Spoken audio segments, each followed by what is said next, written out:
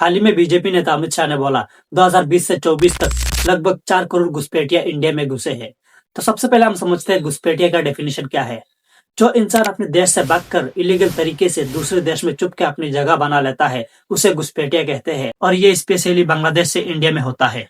अब सुनो असली बात, 2014 से आज तक लगातार बीजेपी का सरकार है और आज वो कह रहे हैं कि देश से चुन चुन कर घुसपैठिए को निकालेंगे, इसलिए हमें वोट दो। एक बार फिर से एनडीए सरकार बना दो, मैं आपको वादा कर कर जाता हूं, एक एक घुसपैठिए को चुन चुन कर बिहार के बाहर भेजेंगे। तो सवाल ये है, इतने दिन सरकार किसकी थी?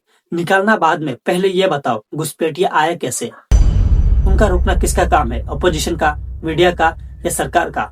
बॉर्डर में हर साल 1000 करोड़ से भी ज्यादा सेंट्रल गवर्नमेंट खर्च करता है। अगर 2020 से 25 के बीच इतने घुसपैठिया बढ़ गए तो इसका सीधा मतलब हुआ आपके बॉर्डर सिक्योरिटी फेल हुई, आपकी पॉलिसी फेल हुई, या तो वोट चोरी करने के लिए उनको इलीगल तरीके से बुलाया गया, मतलब सिस्टम फेल हुई।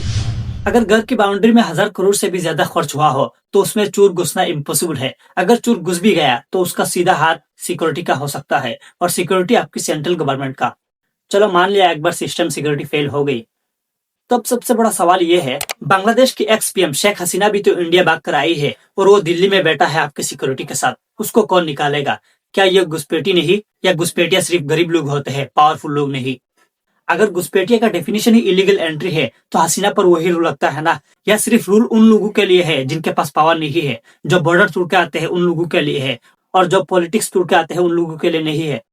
घुसपैठिया निकालोगे ठीक है, लेकिन पहले ये बताओ घुसने क्यों दिया? और दूसरा सवाल, जब एक्स पीएम अपना देश छोड़ के इंडिया में आके बैठ सकता है, उसको कौन निकालेगा? उसके लिए रूल अलग क्यों?